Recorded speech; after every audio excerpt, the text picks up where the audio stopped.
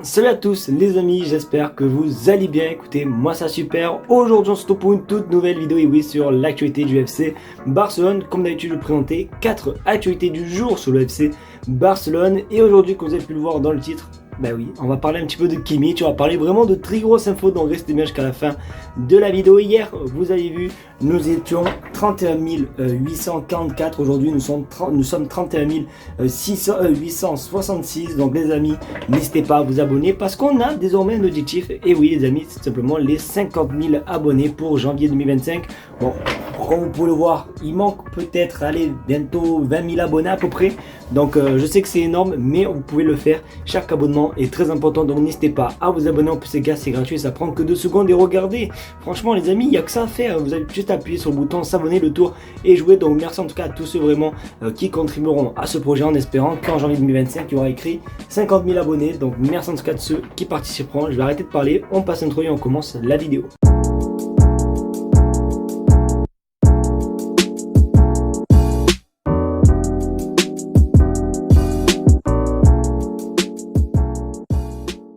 Vous le savez les amis, il y a quelques temps, je vous avais parlé simplement de la tournée américaine que le Barça fera encore. Parce que oui, ça fait depuis je crois 2 ans les amis que le Barça se déplace aux États-Unis chaque saison. Ça va faire 2 ans, oui, cet été,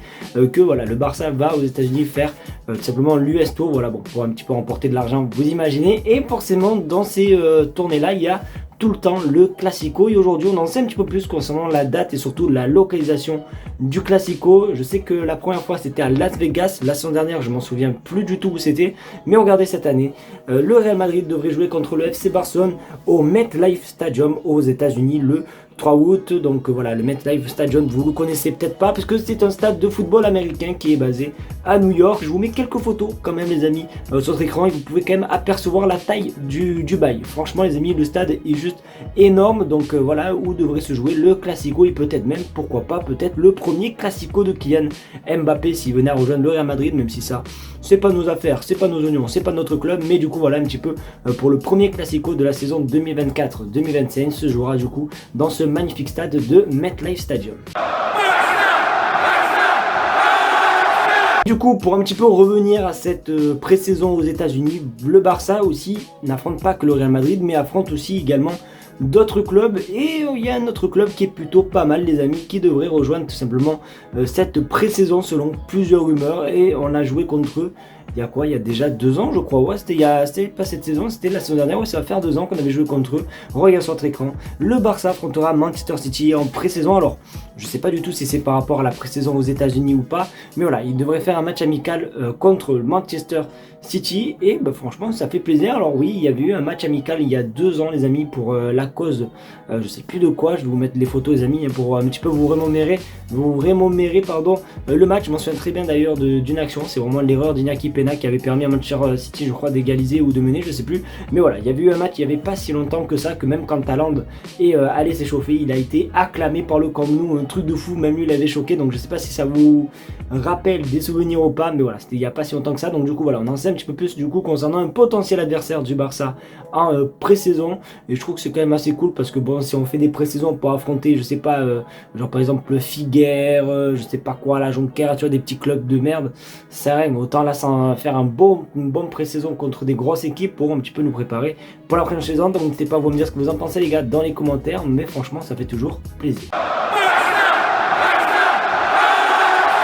Monsieur Fabrizio Romano a parlé concernant des déclarations de Joao Cancelo, pas par rapport à son avenir, bon aussi un petit peu par rapport à son avenir parce que bon c'est un petit peu un rapport et tout, et du coup Joao Cancelo aurait dit des belles petites choses encore pour le FC Barcelone. Alors bon, vous allez lire un petit peu le message, du moins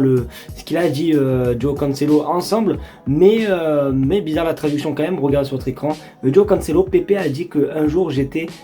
un joueur du Real Madrid, mais j'ai dit que j'étais à Barcelone, je suis là où j'ai toujours voulu être. Je suis ravi d'être à Barcelone, c'est le club où j'ai toujours voulu être. Après Benfica, c'est le club que j'ai toujours aimé. Donc voilà, je sais pas si vous avez vu un petit peu, c'est un petit peu bizarre la première traduction parce que bon, le tweet il a été traduit puisque Fabrizio Romano mais c'est tweeté en anglais, donc je pense qu'il y a eu une erreur de traduction parce que Pepe a dit un jour que j'étais un joueur du Real Madrid, voilà, que j'étais un joueur, donc je pense peut-être qu'il a voulu dire, il a dit Pepe un jour que je serais un joueur du Real Madrid, voilà, je pense que c'est ça, donc du coup voilà, pour un petit peu vous éclaircir, mais voilà, on voit encore une belle petite déclaration d'amour de Joao Cancelo, c'est pas la première fois d'ailleurs les amis, hein, je trouve que Joao Cancelo déclare sa flamme au FC Barcelone, donc c'est quand même assez cool, franchement les amis, on prend en espérant en plus qu'il reste le plus longtemps possible au FC Barcelone les amis. On va voir un petit peu comment ça se passait à la fin de saison, j'ai un petit peu peur qu'il parte, mais voilà, on peut voir voilà, dans toutes les conférences de presse, dans toutes les interviews et tout, il déclare son amour pour le Barça, donc j'espère qu'en tout cas la direction va tout faire pour garder ce joueur qui est vraiment amoureux du club, et ça fait vraiment plaisir d'avoir un mec comme ça. Après des semaines, voire même peut-être même des mois, qu'on n'a plus entendu parler de Joshua Kimmich, aujourd'hui il y a tout simplement une bonne petite nouvelle quand même qui est tombée concernant le joueur du Bayern Munich. Vous le savez hein, que j'aimerais bien quand même le voir du côté du FC Barcelone. Et bon, vous savez quoi, regardez l'info, je vous donnerai mon avis après. Le Bayern Munich est prêt à vendre Joshua Kimmich cet été. Seuls 5 clubs sont envisagés par le joueur. Liverpool, Manchester City, Arsenal, Real Madrid et Barcelone. Certains de ces clubs l'ont déjà contacté. Donc bon, je veux pas faire le mec et compagnie et tout, mais je pense honnêtement que l'avenir de Joshua Kimmich se décidera par rapport tout simplement au prochain entraîneur du Barça. Si c'est Hansi Flick ou peut-être même Julian Nagelsmann, ça peut quand même passer. Bon, on verra un petit peu comment ça se passer, mais je pense honnêtement que la voie la plus probable, c'est peut-être Barcelone. Même si j'ai vu qu'il y avait des rumeurs avec, je crois c'était Manchester City, je crois qu'il y avait eu des rumeurs il n'y avait pas si longtemps que ça. Mais du coup, je pense que si vraiment Hansi Flick ou bien même Julian Nagelsmann venait au FC Barcelone, peut-être que, voilà, je pense peut-être que ça peut avoir une influence concernant la décision de Joshua Kimmich. Donc voilà, quand le Bayern veut le vendre, s'il le vend à un bon petit prix, pourquoi pas l'avoir, puisqu'on n'a toujours pas trouvé hein, d'ailleurs le remplaçant de Sergio Busquets. Donc moi les gars, Joshua Kimmich, je prends à 100%. N'hésitez pas à vous me dire ce que vous en pensez les gars dans les commentaires, est-ce que vous prenez oui ou non Joshua Kimmich quand même. C'est quand même quelqu'un, Joshua Kimmich quand même les amis, donc moi quand même je prends, donc on va voir un petit peu comment ça se passe, dès qu'on en sait plus concernant pourquoi pas le prix etc, je vous tiendrai au jus, mais c'est vrai que bon, on peut commencer à sentir quand même l'odeur de la bonne nouvelle. Les amis, c'est déjà la fin de cette vidéo, j'espère qu'en tout cas elle t'aura plu, si c'est le cas, n'hésite pas à me le faire savoir en mettant un maximum de pouces bleus, à partager la chaîne YouTube et surtout t'abonner, parce que oui, les 50 000 abonnés ne vont pas se faire tout seuls hein, les amis, regardez le compteur est toujours là, donc vraiment n'hésitez pas à vous abonner les amis, en espérant que demain on y ait peut-être le 31 900, ça serait plutôt pas mal, donc voilà, n'hésitez pas à vous abonner les amis, merci en tout cas à tous ceux vraiment qui le feront, et surtout en espérant qu'en janvier 2025 on ait des 50 000 juste derrière, donc merci en tout cas à tous ceux vraiment qui le feront, n'oubliez pas d'écrire T dans les commentaires, comme télécommande pour prouver que vous êtes resté jusqu'à la fin de la vidéo, pour prouver que vous êtes tout simplement des boss les amis, donc n'hésitez pas à l'écrire dans les commentaires. Merci en tout cas à tous ceux qui joueront aussi également le jeu, je vais arrêter de parler, merci en tout cas d'avoir regardé la vidéo, on se dit comme d'habitude à demain pour une nouvelle vidéo sur l'actualité du FC Barcelone. Allez, tchuss les gars.